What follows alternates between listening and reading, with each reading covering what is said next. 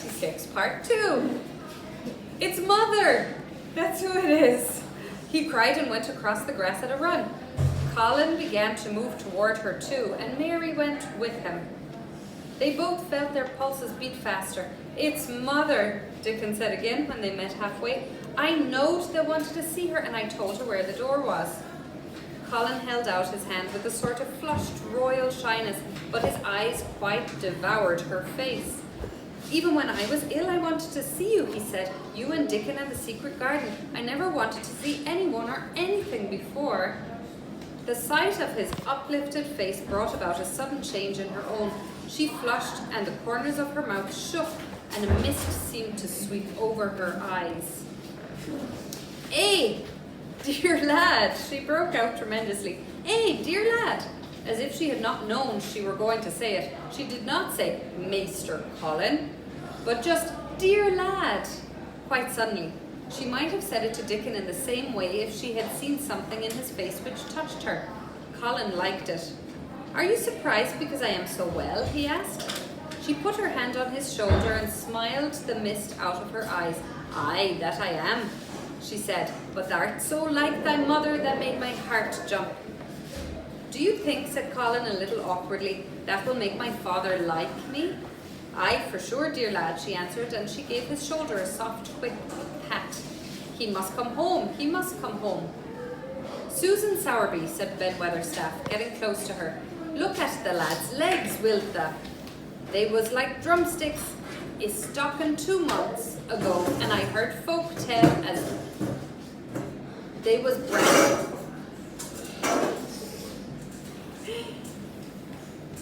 They was like drumsticks, his stockings 2 months ago, and I heard folk tell as they was bandy and knock-kneed both at the same time.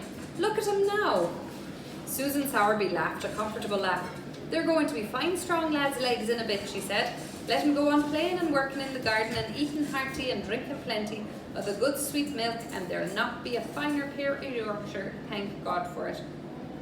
She put both hands on Mistress Mary's shoulders and looked her little face over in a motherly fashion. "And thee too," she said. "Thou'rt grown near as hearty as our Lisbeth Ellen. I'll warrant thou'rt like thy mother too. Our Martha told me, as Mrs. Medlock heard she was a pretty woman. That'll be a blush rose when they grows up. My little lass, bless thee."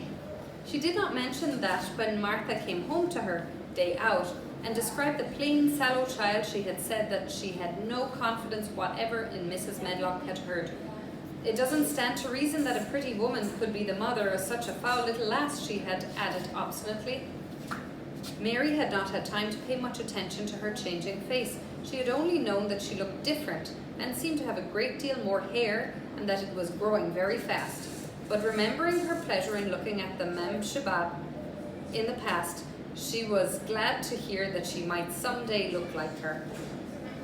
Susan Sowerby went round their garden with them and was told the whole story of it and shown every bush and tree which had come alive.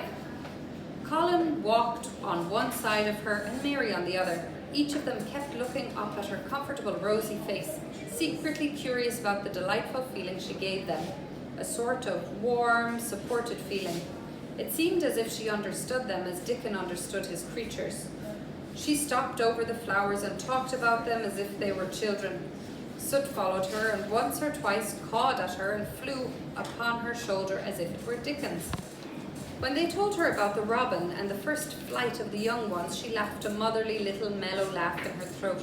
"I suppose learning 'em to fly is like learning children to walk, but I'm feared I should be if it worried of mine had wings or legs," she said. It was because she seemed such a wonderful woman in her nice moorland cottage way that at last she was told about the magic. "Do you believe in magic?" asked Colin after he had explained about Indian fakirs. "I do hope you do." "That I do, lad," she answered. "I never knowed it by that name, but what does the name matter? I warrant they call it a different name in France and a different one in Germany. The same thing as set the seeds swelling and the sun shining made thee a well lad, and it's a good thing.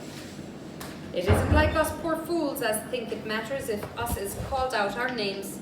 The big good thing doesn't stop to worry. Bless thee, it goes on making worlds by the million, worlds like us. Never stops he believing in the big good thing, and knowing the world's full of it, and call it what they likes. They worth singing to it when I come into the garden.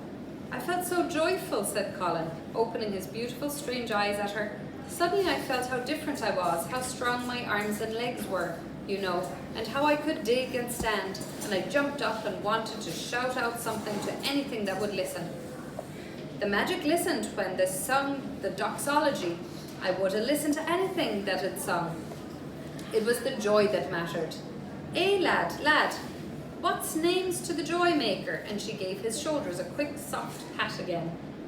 She had packed a basket which held a regular feast this morning, and when the hungry hour came and Dickon brought it out from its hiding place, she sat down with them under their tree and watched them devour their food, laughing and quite gloating over the appetites.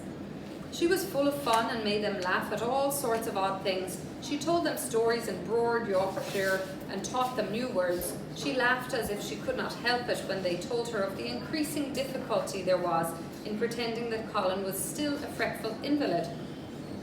She laughed as if she could not help it when they told her of the increasing difficulty there was in pretending that Colin was still a fretful invalid. You see, we can't help laughing nearly all the time when we are together, explained Colin, and it doesn't sound ill at all. We try to choke it back, but it will burst out, and that sounds worse than ever. There's one thing that comes into my mind so often, said Mary, and I can scarcely even hold it in when I think of it suddenly. I keep thinking, suppose Colin's face should get to look like a full moon. It isn't like one yet, but he gets a tiny bit fatter every day. And suppose some morning it should look like one. What should we do? Bless us all, I can see that has a good bit of play acting to do, said Susan Sowerby. But they won't have to keep it up much longer, Maister Craven'll come home. Do you think he will? Asked Colin. Why? Susan Sowerby chuckled softly. I suppose it'd nigh break thy heart if he found out before they told him in the own way, she said. They's laid awake nights planning it. I couldn't bear anyone else to tell him, said Colin. I think about different ways every day. I think now I just want to run into his room. That'd be a fine start for him, said Susan Sowerby. I'd like to see his face, lad. I would that. He mun come back, that he mun. One of the things they talked of was the visit they were to make to her cottage. They planned it all. They were to drive over the moor and lunch out of doors among the heather. They would see all the 12 children and Dickon's garden and would not come back until they were tired. Susan Sowerby got up at last to return to the house and Mrs. Medlock. It was time for Colin to be wheeled back also. But before he got into his chair, he stood quite close to Susan and fixed his eyes on her with a kind of bewildered adoration, and he suddenly caught hold of the fold of her blue cloak and held it fast. You are just what I wanted, he said. I wish you were my mother, as well as Dickens. All at once Susan Sowerby bent down and drew him with her arms close against the bosom of her blue cloak, as if he had been Dickens' brother. The quick mist swept over her eyes. Eh, dear lad, she said, thy own mother is in this here very garden, I do believe. She couldn't keep out of it. Thy father must come back to thee. He must. That was the end of chapter 26. Do you want to hear anything of chapter